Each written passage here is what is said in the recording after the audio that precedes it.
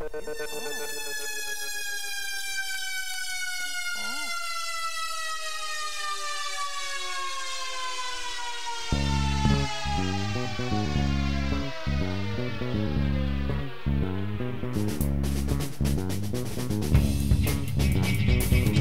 from the Milky Way galaxy, the solar system, planet Earth, the United States of America.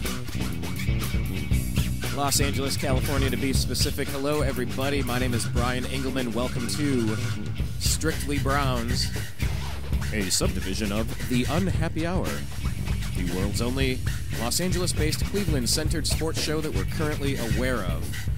Welcome back, everyone. It has been quite an interesting couple of days. I traveled over to the East Coast and definitely had the opportunity, the privilege, the honor, the big guy looking out for me, if you will, where I avoided the hurricane weather because I was about a week away from really being wrapped up and getting stranded and really having things be a little bit more difficult. But the reason I bring this up is because we have not posted the last 2 weeks of shows. We're getting back to doing that this week. I want to thank Zach Barris for joining us last week. And thank you for joining us here on thenewamericanmedia.com. Real quick reminder, if you're not following us on Twitter, go to American_media_.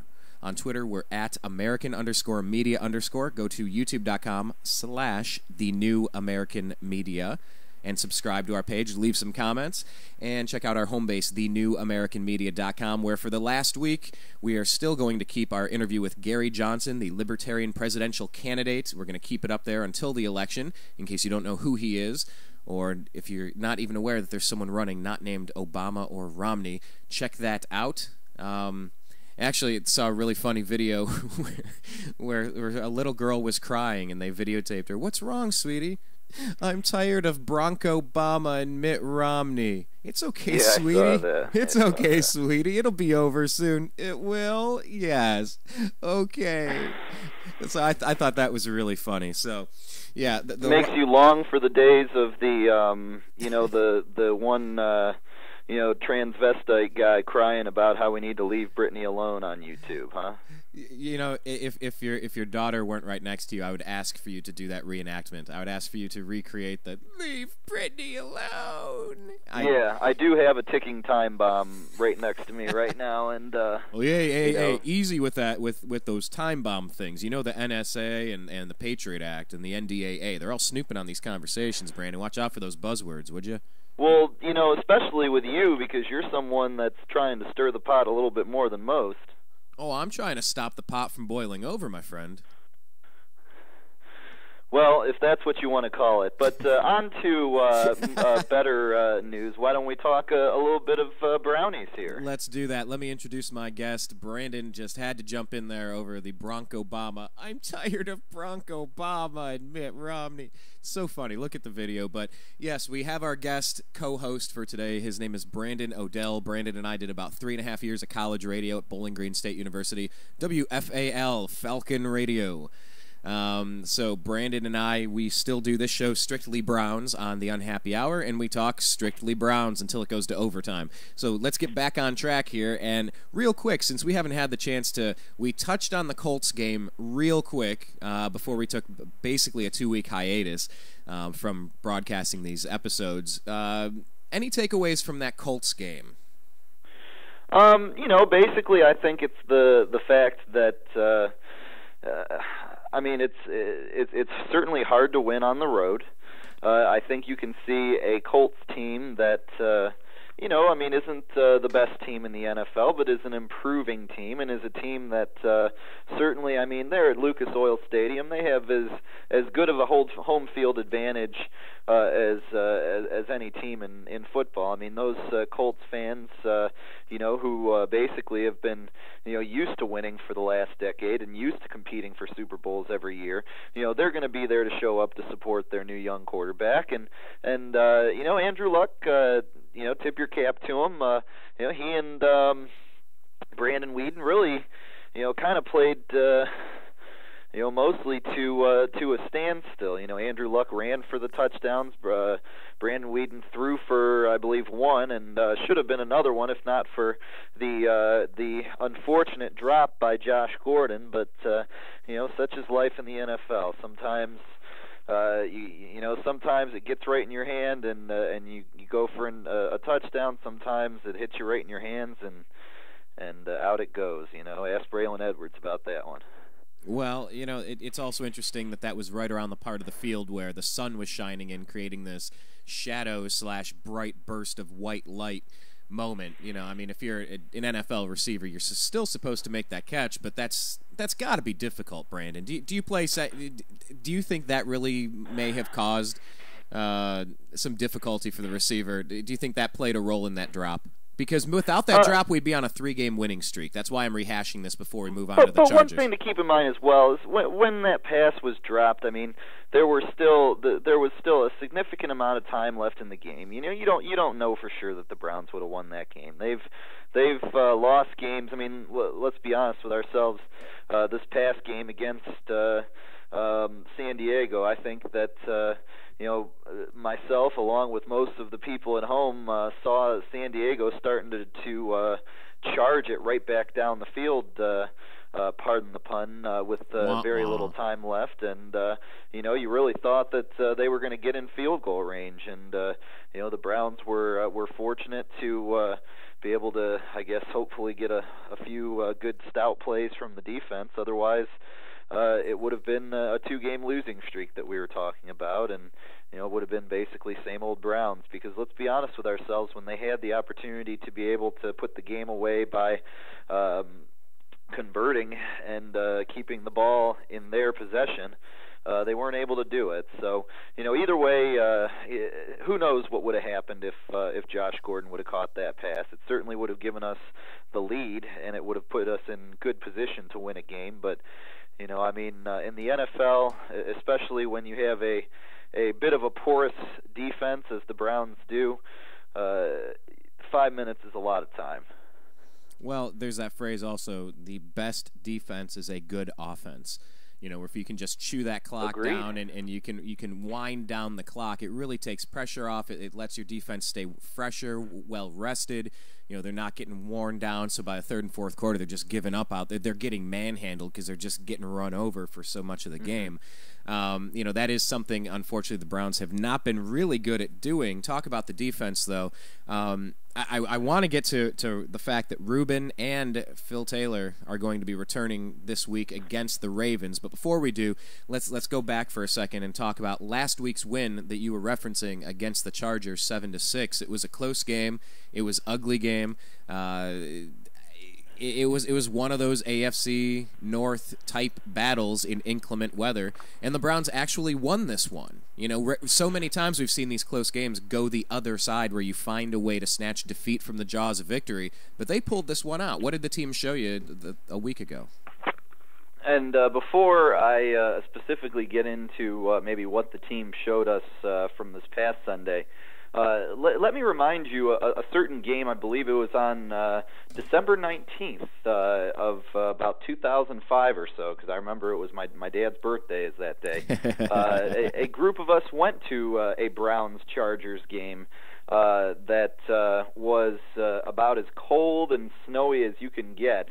And the Browns basically got their butts handed to them by the San Diego Chargers. Antonio Gates, in fact, really ate us up. I believe that was probably like his rookie or second year in the league that year, and he really took us to task that day. Let's take a second on that, though, because you say cold, inclement weather. Okay, yeah, no, you don't understand the beer that we snuck in. As soon as you popped the top, as soon as you popped it and took a sip, you moved the can down and you watched the ice go from liquid to rock hard ice on the top of your cup. You went, okay, this beer is turning ice cold instantly, and the kegs were freezing. So then you went to go buy a beer, and the guy would pull on the tap. He's like, "I'm sorry, man, the kegs are frozen." I couldn't feel my feet, and we almost got in a wreck on the freeway on the way home. That was crazy, horrible snow weather.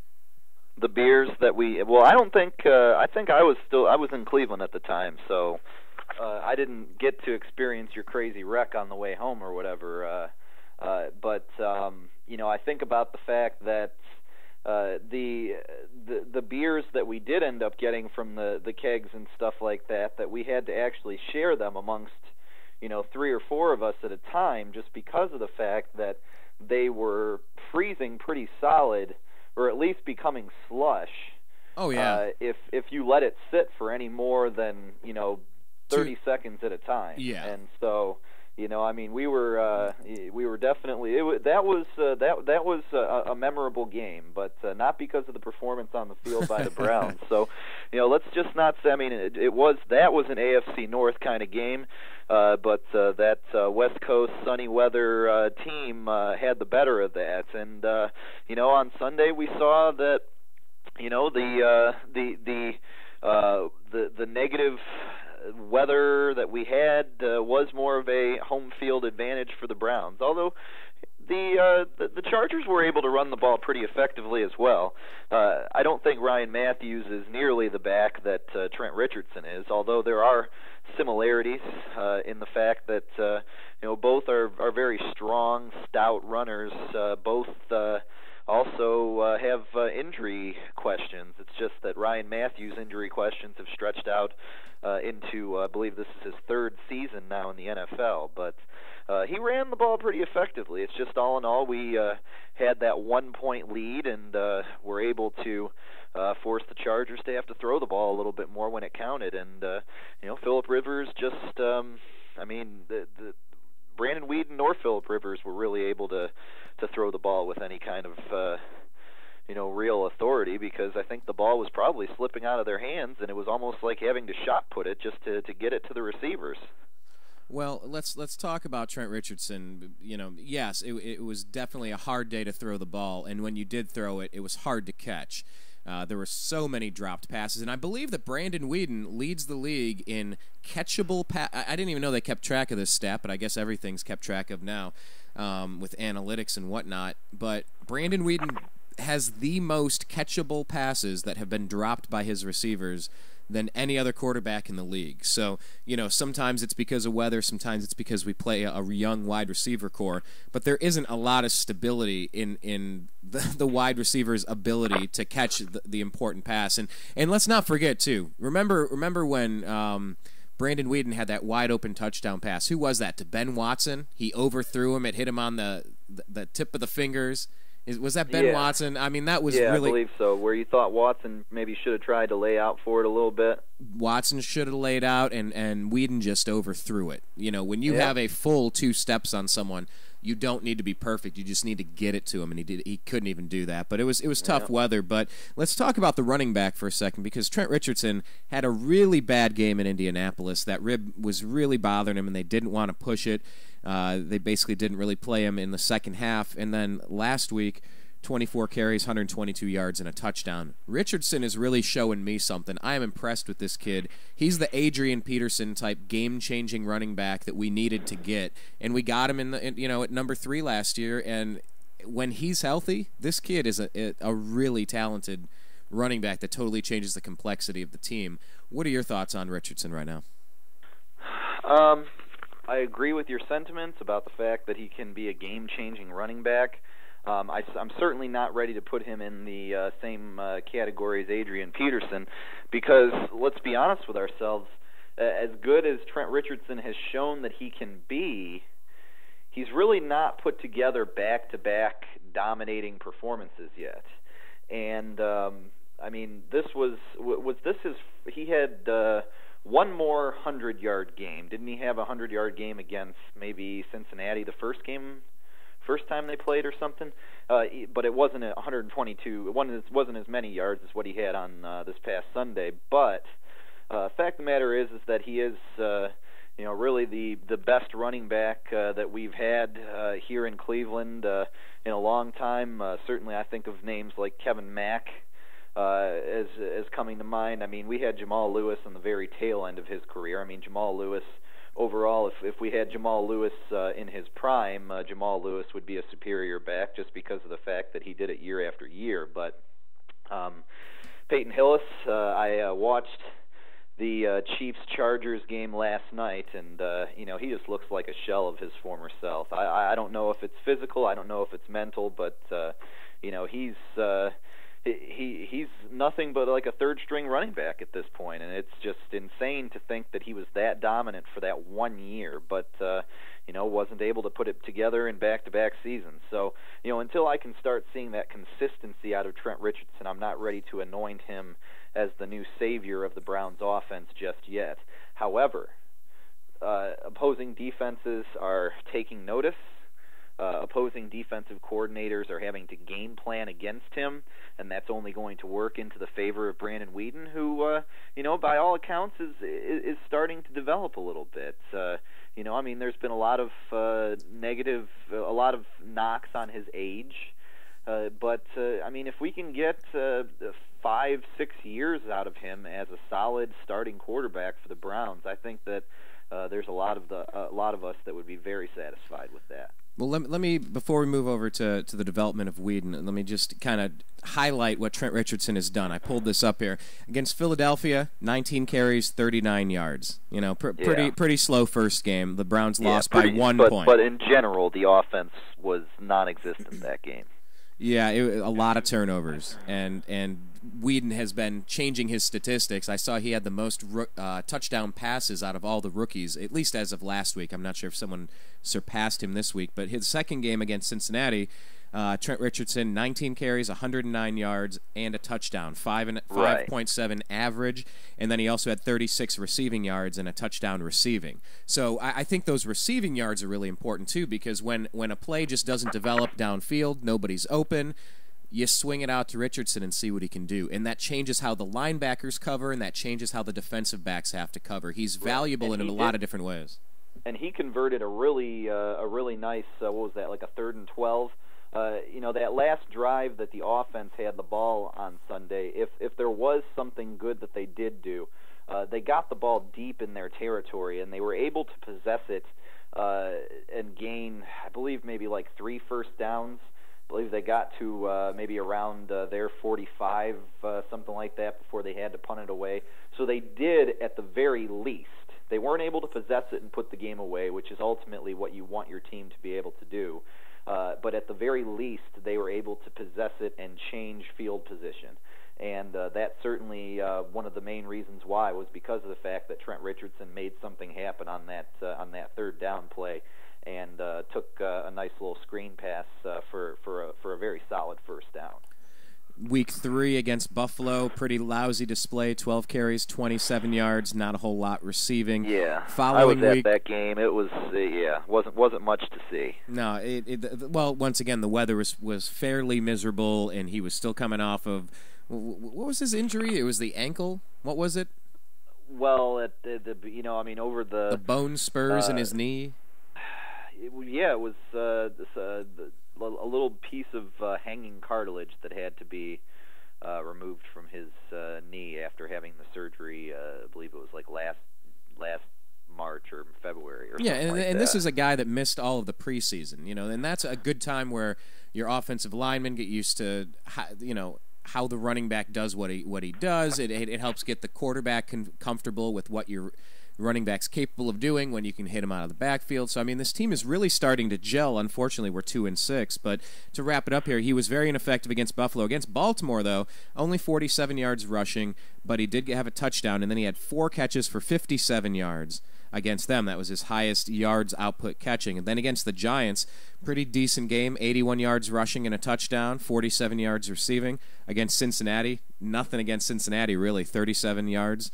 Against Indianapolis, 8 carries, 8 yards, no touchdowns. And then last week, compare all of those to 24 carries, 122 yards, 5.1 average, and a touchdown rushing. So 24 for 122. What was his passing numbers? I know he had the 1 catch. How many receptions did he have? No, I think you nailed it. He had the 1 catch for 12 yards. Okay. That's, I think you look up at the season, 1 reception, 4, 6, 4, 5, 2, 2, 1. They've actually gone down in the times that they're converting on, the swing passes, the dump passes, the screens. I find that a little curious because he's very valuable in that role because the guy does have good hands and he can steamroll a defensive back easy. Mm-hmm. Yeah, you're right about that. But ask Kurt Coleman. That was a fantastic way to start the year, just bulldozing the former Buckeye, just knocking his helmet off. That's a highlight reel type moment. But what do we expect as Brandon Weeden? Let me get to Brandon Weeden before we bounce over because I want to talk about Rubin and Taylor coming back and then kind of preview the Ravens game. What are you seeing out of Brandon Weeden? Because he's developing as a very old rookie, like you said. And I'm having a lot of people start to say, we're hearing it all over the place, that we might have found our quarterback of the future. We might have found a franchise quarterback. The guy can do it. He can sling it. And he seems like he's getting better by the week. I guess the best thing that you can say about his performance last week is that he was able to maintain ball security, and in a game like that, ball security becomes to the utmost importance, and right. He didn't turn the ball over. The big concern in the preseason was those strip sacks. He's, I think, done an excellent job of really kind of, predicting the rush a little bit better and not allowing that to become an issue. He has definitely shown that he is a legitimate starting quarterback in the NFL, probably more so than really any quarterbacks that we've had. If you think about the 1 year Derek Anderson had, everyone thought that he was going to be a starter.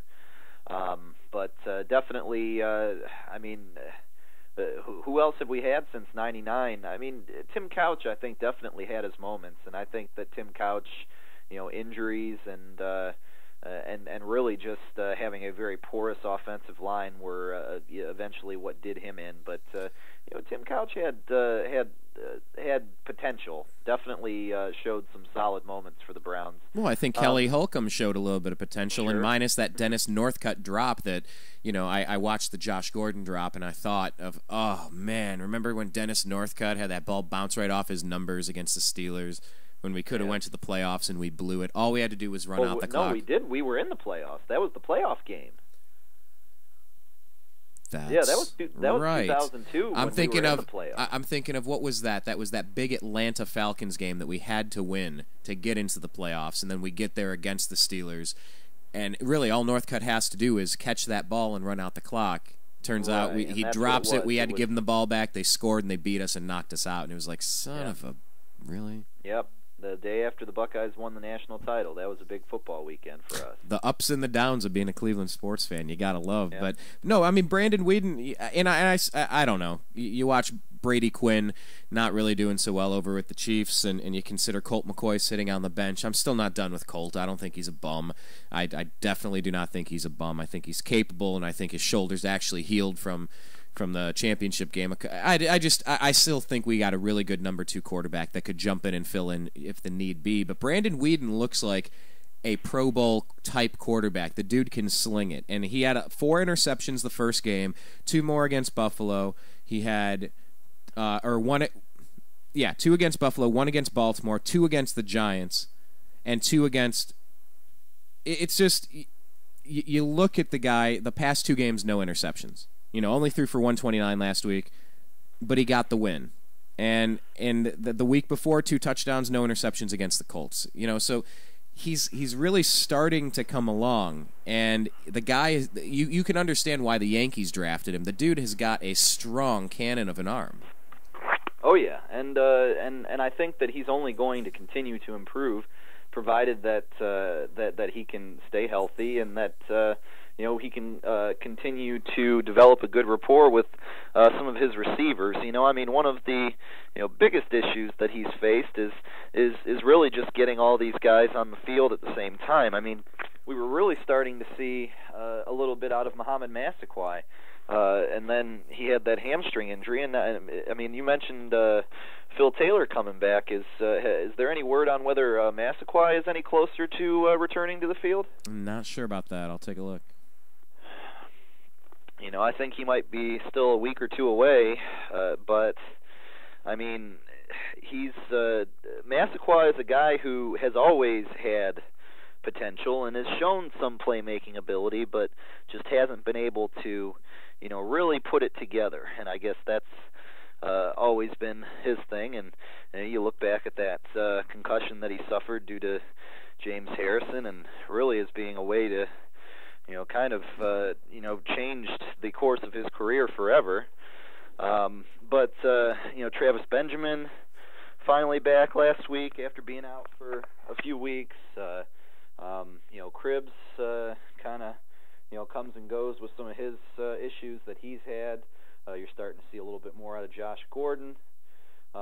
Greg Little, I think, had his best game of the season 2 weeks ago against the Colts, just holding on to the ball. Made a great touchdown catch in the back of the end zone there. That was a good catch. So we're seeing signs of things really coming together. I think the Browns have a very, very solid starter that could be a superstar one day in Trent Richardson. I think that Chris Ogbenaya is an underrated third down back. There are good things on this offense, and that's the first time that we've really been able to say that in a few years here. I think that it definitely could be coming. It's heading on in the right track, and I know at 2-6, it's kind of hard to say. And you know what? They could lose 4 straight and be 2-10, and people are going to be calling for Pat Shurmur's job again. But you know what? They could end up winning a couple more games here in the next few weeks. Well, I guess they'll have a bye week after this game, but they could manage to pull off the upset versus Baltimore, a team that has more questions now than they've had in any time in recent memory. The opportunity is there for the Browns to start emerging. It's absolutely there, and I'm not necessarily saying that this team's going to finish 8-8, but they could win 4 or 5 games here the rest of the year, and I think really give the fans something to feel really good about going into next season. Well, let's not forget also that the Baltimore Ravens have the 30th ranked running defense in the league, and you think about the Browns becoming a running force in the league, with Joe Thomas and Alex Mack and Mitchell Schwartz, who some people are saying is among the top 10 at his position right now, the second-round pick that we got at right tackle on the offensive line. And could this really finally be the decline of the Ravens and the emergence of the Browns? Are we starting to get ahead of ourselves? What would we need to see other than, I guess, a victory to keep this momentum going in the right direction, right? Like, there's really no way to do it other than to go out and to be the champ. You got to beat the champ. So right, and the Baltimore Ravens went to the AFC Championship game last year. Were there a few years ago as well. Joe Flacco is a quarterback who is really coming into his own. I think that Ray Rice is one of the top 3 backs in the NFL right now, and if you could have Trent Richardson end up having a Ray Rice type of season here in the next couple of seasons, I think people would be very, very happy with that. There's a lot of good things happening on the Ravens' offense. However, defensively, there's a lot of questions. Those injuries to Webb, the injuries to Ray Lewis, both of them leave the team reeling at 2 key positions as far as your shutdown corner and the heart and soul of your team at middle linebacker. Terrell Suggs is just coming back from an Achilles injury, although he has already registered a sack, I believe, last week or in the game before the bye. He's still not going to be 100%. There's Haloti Ngata, I believe, sat out in practice yesterday. So, all of these top-tier players, there is an opportunity for the Browns to take a step forward. But, it's easier said than done. The Ravens, the Steelers, those 2 teams have been the class of the AFC North for a long time now. And let's be frank with ourselves, they still are the class of the AFC North until someone else can end up being up there on top at the end of the season. And the Bengals, not too many people are sure what to make of the Bengals this year. So the Browns can take a step forward, but it definitely starts on Sunday versus the Ravens. Well, by the way, Mohamed Massaquoi, M&M. He's fully participating in practice this week, according to the Plain Dealer, and he hopes to play against the Ravens after missing the last 5 games with his pulled hamstring. That would be wonderful. I mean, it'd be great to see him in there as, maybe, you like that Josh Cooper. I mean, he dropped that drop pass. Yeah. A couple of weeks ago or whatever against Indy, but you like what you see out of him so far. I think that I don't know between he or Jordan Norwood who really gives you. Jordan Norwood's shown some flashes to me in the past as well. So where does Massaquoi fit right now? And it's funny to say that when you have a team of really inconsistent receivers. Inconsistent receivers, and so you put another inconsistent receiver in there. But it'd be nice to see Massaquoi get back out there on the field, no doubt about that. Well, we got a couple of points here, and then we'll get to our predictions and move into overtime, where we could definitely just quickly bounce off of the Indians' moves that they're making, and we can talk about the Buckeyes, and we can talk about the start for the Cavaliers in overtime in a second here. But from the Plain Dealer, it says Coach Pat Shurmur says he thinks Massaquoi and Brandon Weeden can pick up where they left off with their chemistry. Quote, Brandon and Mo have a pretty good feel for each other, said Shurmur. I've watched him practice here where they really haven't lost that feel, even though Mo hasn't been part of the game day, so to speak. I see there's a pretty good connection there. Massaquoi was up. End quote. Massaquoi was off to a good start before pulling the hamstring against Buffalo on September 23. The week before, he caught 5 passes for 90 yards against the Bengals. And there's one other point I wanted to make here, that Haloti Ngata, defensive tackle of the Baltimore Ravens, said that Alex Mack is the best center in the AFC North.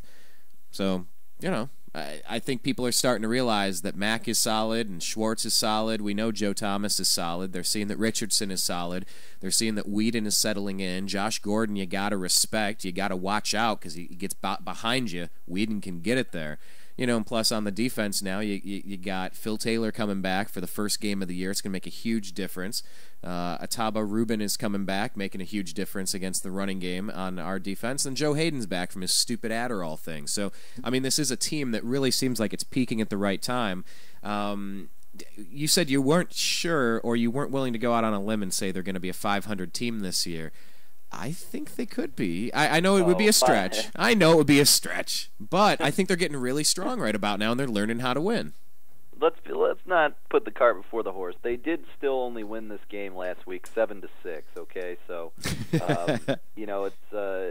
let's not say that they're they still have to play the Steelers twice. Obviously, they have to play the Ravens once this weekend. There's still some pretty tough games out there for them. I'll be going to the Steeler game Thanksgiving weekend, and I'll certainly be able to see a little bit more of what the team has to offer at that point. But as far as the Ravens go this weekend, I think it is a very winnable game for the Browns. I think that they're going to have the fans really fired up. Hopefully, everything that I've seen is that the weather is going to be a bit more cooperative.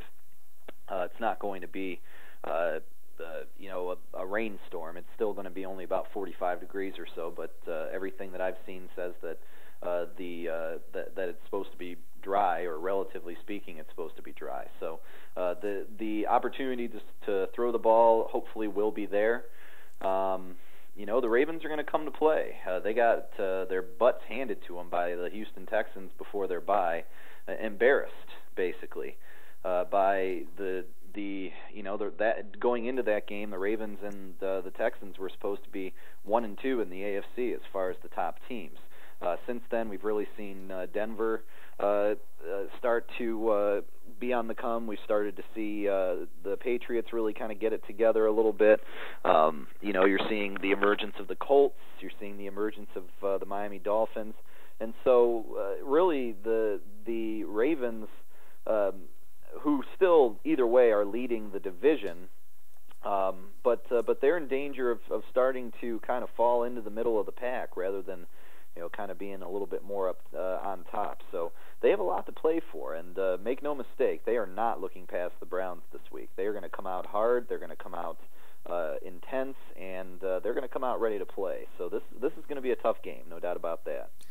All right, so let's get to predictions, Brandon. One last question yes. For you. Because you had mentioned about talking about the return of Phil Taylor. So he is coming back. I believe he's going to play in a limited role and part of a defensive rotation. He's not going to actually start. You actually had mentioned also that Rubin was coming back. Is that for sure, or is he? I had heard that he was still questionable for the game. Okay, first, Shermer on Phil Taylor returning. Quote, we'll keep an eye on him and keep track of how he's playing, how much he's playing, and how he's feeling, end quote. Browns defensive coordinator Dick Duran on Phil Taylor. Quote, as of now, he'll certainly rotate into that game, and we'll see how much he can go. We don't want to overdo it. He's had 2 weeks of work, and it's been a long season, but he'll definitely work in, and we're really excited about seeing him back. Wish we had Rubin, obviously, but we'll see where that goes too. Phil is so Rubin is more of the question mark, not really as certain as Taylor. It says Phil is a giant man and a good athlete. At the end of last season, he was playing at a high level. We do expect a lot of him, but it's not going to be an easy thing to come back at this point and play at that same level right away. I think it's going to take him some time to work back into it. So, setting the bar low as far as what we're going to see out of Taylor, and then I guess more of a question mark on Rubin. But it's better that he's coming back than he's not coming back, I suppose. Oh, absolutely. But I'm sure he's got to shake some rust off, probably like Joe Hayden had to, probably like Trent Richardson had to. And this is a time where the Browns are heading toward the bye week. I mean, hey, 2 out of 3 games. We could have beat the Ravens last time. We played them close, and I think we're a better team now than when we first played them. What is your prediction then?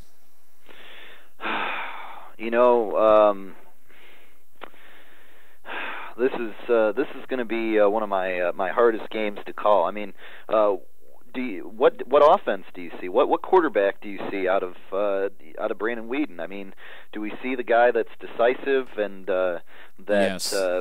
Really gets rid of the ball with authority to his receivers? His yes. receivers are making catches for him. Yes. Josh Gordon making some plays. Travis Benjamin. Yes. Are these guys going to yes. step up and make some plays? And yes.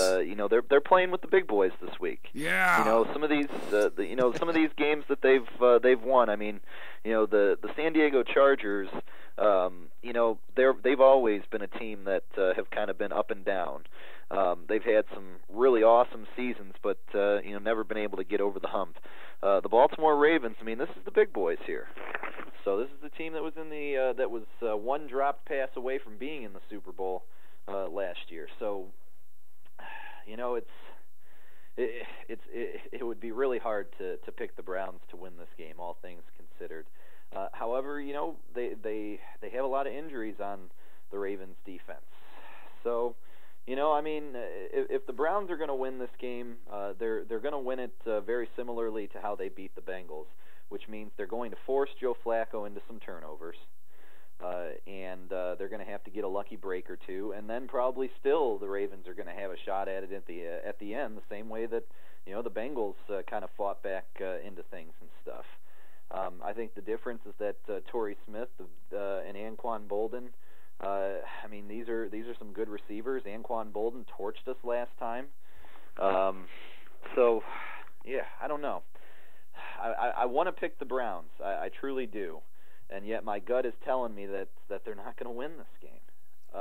But you know what? What the hell? Let's sometimes go away from our gut, and let's say that they win it 20-17.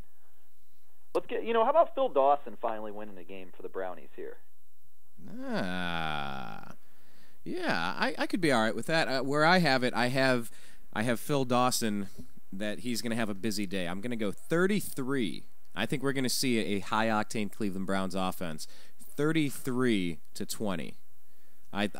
I'm seeing more scoring, and I think our beefed-up defense is really going to play a little bit differently. We might have a turnover in there, maybe a pick six or some sort of fumble recovery, a bounce. But, yeah, I'm going to go 33-20, seeing a few field goals out of our boy, out of Phil the Forehead Dawson. Seeing an 11 field goal day by Phil Dawson. Yeah. Yeah, let's do that. How about that? We could have 3 touchdowns, 7, 14, 21, and then 9 plus 3. Okay, 12. Yeah, you could have 4 field goals. How about 11 field goals from Phil Dawson? Brian and Brandon boldly predict 11 field goals from Phil Dawson. That sounds good to me. That's for sure. Oh, that's funny. Maybe that should be the title. Maybe that should be the headline of this when we post it up. But okay, we got our predictions. We'll see where things. An 11 field goal explosion. Wait, if you have to kick 11 field goals in a game, can you really use the word explosion? Like it seems that your offense might just be kind of leaving a little bit to the imagination if that's the case. So Cleveland Browns at the 28-yard line, second down. Wait a minute, they're bringing out Dawson again on second down. What are they doing? They're obviously going for some sort of record here. We feel like he gives us the best chance to win. But so many games that's actually been the case. We feel like when your punter and your place kicker are the best players on your team, as it was a couple of years ago. It's might be this year still. Phil Dawson might be the best player on the Browns. Oh, come on, with and Richardson. That's not taking anything away from Trent Richardson and stuff like that. That's really saying that Phil Dawson is is a vastly underrated player in the national media because he's never really had the opportunity to kick big field goals in big games. Think of like Adam Vinatieri in his prime. Phil Dawson is every bit the kicker that Adam Vinatieri is, but Adam Vinatieri was kicking him in the Super Bowl while Phil Dawson was sitting on a ranch in Texas. Well, yeah, I'm not trying to say that he's not awesome because I think Phil Taylor is a stud. He's been here for the long haul. Phil Dawson. Tim the Toolman Taylor. Wait a minute. Both from Texas. Colt McCoy from Texas. Where's Tim the Toolman Taylor from? All right, we're getting sidetracked. Michigan, of course. All right, well, okay, yes, that's true. Have you seen the movie? Okay, let's go into overtime. Have you seen Galaxy Quest lately? No, and not early either. Never saw it. Caught it the other day. It was pretty funny. But let's move in overtime away from Galaxy Quest, the awesome movie that Tim the Toolman Taylor was in. Let's go to the Indians real quick because I think the Buckeyes and the Cavs are going to give us something really nice to talk about. What are your thoughts on the Indians' moves? Bringing in Terry Francona. Sandy Alomar is going to stay on as a bench coach. Who we're re-signing, who we're not re-signing. Any thoughts on the Indians' offseason so far? Everything, all the moves that they've made, I've agreed with. I like Terry Francona. I think he's going to do a good job, but ultimately, it's going to boil down to bringing in some real free agents who can, really bolster the middle of the lineup and the middle of the rotation, both of which are severely lacking right now. I think they made the right move by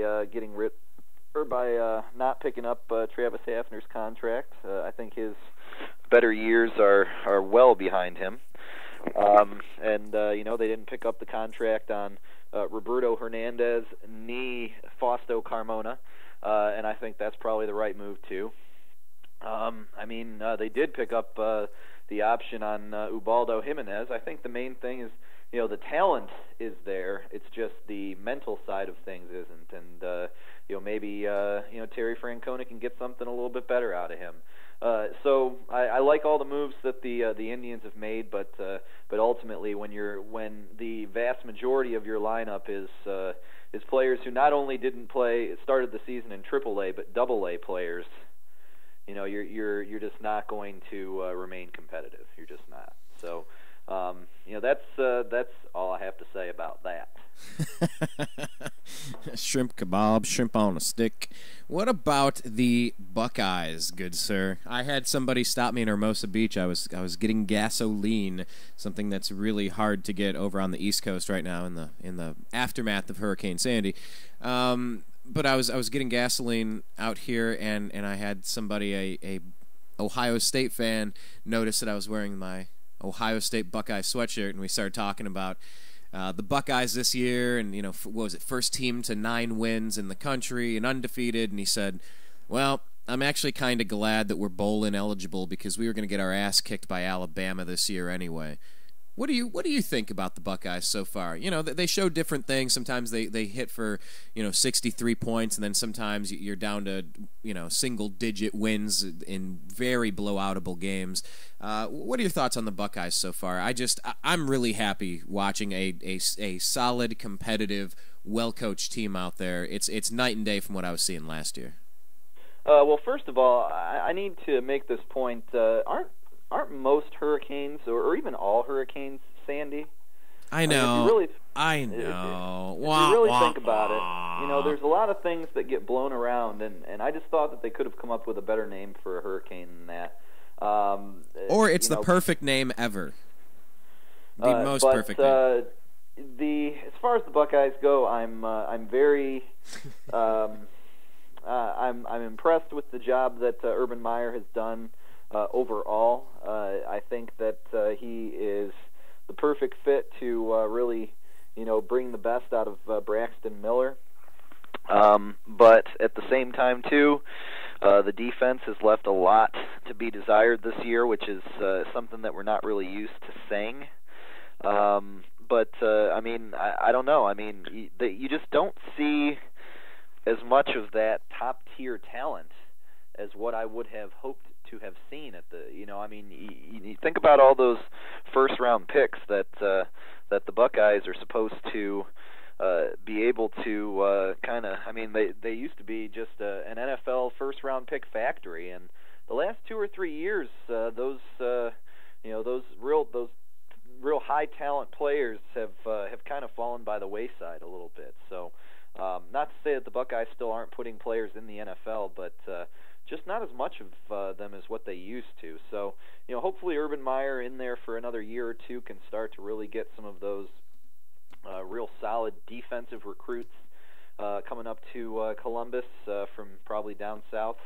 That would be great to see. There's a lot of national exposure that they could get, chances to play for national titles and such. And on offense, they have they just don't have anyone that truly scares you besides Braxton Miller. And I think until we start getting, Carlos Hyde has looked good, but not great. Devin Smith, Corey Brown, once again, good, but not great. And Braxton Miller really has been a one-man show a lot of the time for the Buckeyes. So against inferior talent. If you're playing against some of these big boys that we won't get a chance to see in the bowls, Braxton Miller just can't do it all by himself. So, I don't know. I definitely have enjoyed it. Enjoyed that win over Penn State last week. That was, a game that could have definitely been a trap game. A lot of people were picking Penn State to upset the Buckeyes, but Ohio State pulled it out. I think that they should hopefully take care of Illinois. Illinois is having a very tough transition from former Toledo coach Tim Beckman in his first year there, and just they're as low as you can get, and even worse than Indiana. So we should be able to take care of them pretty easily. You would think. So. It's been enjoyable so far, though. It's been a fun season. Be a few more weeks, and the season, unfortunately, will be over. But it's been a fun ride while it lasted. So let's get to the last question here, because I think I have a little one that is starting to be in need of a diaper change. The Cavs have changed their diaper since LeBron left. A lot of crying, a lot of crapped pants. Sorry, that was pretty vulgar, but yeah, it was pretty nightmare disaster scenario for the Cavs a couple years ago when LeBron left us high and dry. Couldn't trade him, couldn't get any assets in return.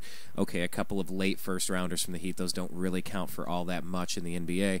But you look at the James Harden deal where you got to just kind of pick and choose your wins and your losses, and if you don't get a player to re-sign, you say goodbye. I'm getting something of value back. So the Cavs have turned it around. The Cavs have cleaned things up, if you will, to keep on that lousy analogy that I started on and regret that I did. But, the Cavs are 1-0, and Kyrie's still playing strong. Andy Varejao, what a night rebounding. He's the Zydrunas Ilgauskas squared. That guy, just talk about the Cavs so far. What have you seen from them in the preseason in that first game? What's jumping out at you? I mean, didn't really get a chance to see him in the preseason at all. I mean, the big thing is going to be with Kyrie and Andy both is going to be their health. Are they going to be able to stay healthy? Andy hasn't been able to play a full season, maybe ever. I don't know when the last time was that he did. And Kyrie Irving wasn't last year and wasn't in his 1 year at Duke. So are the two of them going to be able to stay healthy? I mean, there's a lot of talk about trading Andy, and I think that's ridiculous. He's the heart and soul of your team. And everything that you get from him, rebounding, energy, activity, all that stuff, not to mention the occasional offensive putback and stuff that you get from him too. I mean, he's just, in my opinion, someone you cannot get rid of. I think that he and Kyrie Irving are the two players that you really kind of build this team around a little bit. So, but I mean, they won a game against a shorthanded Washington Wizards team, one of the worst teams in the NBA, and they didn't have their best player, John Wall. So it would have been similar to the Cavs without Kyrie Irving. So, I don't know.